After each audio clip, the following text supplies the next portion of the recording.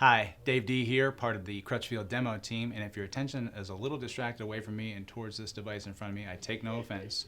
This is the Devialet Phantom Reactor series wireless speaker, and it comes in two different flavors, the Devialet Phantom Reactor 600 and 900. The differences between these two tabletop speakers is basically the wattage and the amount of output power that they can produce. Now, they call them wireless speakers. Let's talk a little bit about that. As you may see in the video right now, there is a wire. It's not rechargeable and it's not battery powered, so it's going to need to be plugged into AC power to get some juice for its huge amplifier inside. And I realize it's a small chassis, but it does pump out a heck of a lot of sound, and especially bass, for such a small speaker. Let's talk a little bit about the makeup of this speaker. As you can see right here, this is actually a hermetically sealed woofer on the side, and it has another one matching on the other side, and these things actually move while the speaker is playing. It's pretty cool to watch, so it's almost hypnotizing. And additionally, it also has a aluminum driver on the front side that covers both your mids and highs. And what's really interesting about this speaker is I demoed it recently, is that as I moved around the room, it didn't really lose directionality. I could move off axis and the sound was still pretty good, and the funny thing is I didn't notice it until I thought about it a few minutes later listening to music. As far as hardwired connectivity, this back panel on this Phantom Reactor actually has an Ethernet input, so you can plug directly into your network if you like. It does have Wi-Fi, so you don't have to do that if you don't want to.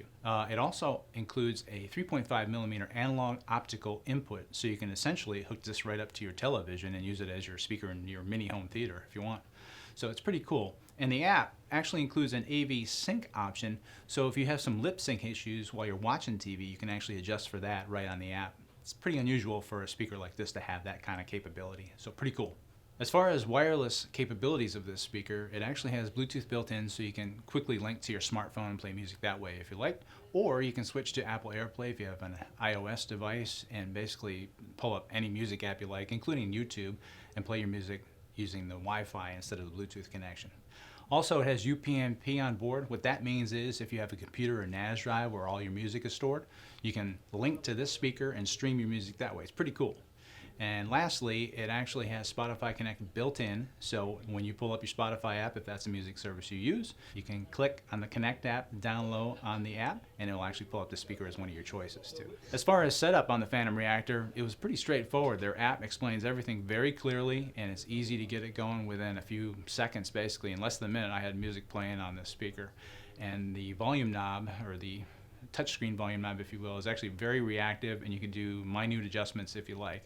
The app gives you ability to switch sources and go to different aspects of the speaker itself. While you can't really dive into a lot of tone controls, it does give you ways to adjust things to make it pair up with another Phantom Reactor speaker if you like. On the top part of the Phantom Reactor are some simple controls. They have play, pause, they have volume controls on top. It is a tabletop placement only speaker, or bookshelf I should say, but since it's tabletop, you want to have the ability when you're walking by to adjust volume if you like, or just pause a song if you need to take a phone call. So it has that on board as well.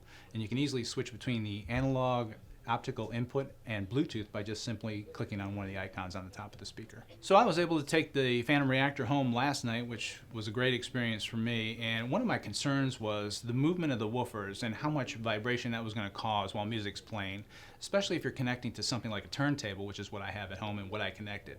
Now I used a phono preamp to plug into the mini jack on the back of this speaker because it's not a phono input. You'll need a phono preamp either separately or built into your turntable to do that connection. But if you plan on connecting the turntable to it, you don't have to worry about vibration. I had the turntable about a foot away from the Phantom Reactor. Sounded great, no issues with the LPs at all, and you'll still want to probably consider some sound isolation like an Oralex pad that we carry here at Crutchfield, something like that, that will kill some of the vibration potential that you might have with any speaker really. But the chassis of this is really quiet, even with the woofers going full blast, so there was no problem at all. I also used Tidal for streaming music to this speaker, as well as connecting to my computer and casting some of the music using UPnP service on my JRiver app. It sounded fantastic. I have a lot of high-res music on my music library, but the bass was very accurate and very true all the way through. So I really like the speaker. If you're looking for a small chassis, low profile, great decor piece, audiophile speaker, you might have just found it in the Phantom Reactor series. If you need any help selecting any kind of wireless speaker option for your home, office, or dorm room even, give us a call here. Our advisors are available via email, phone, and chat. We'd be glad to help out.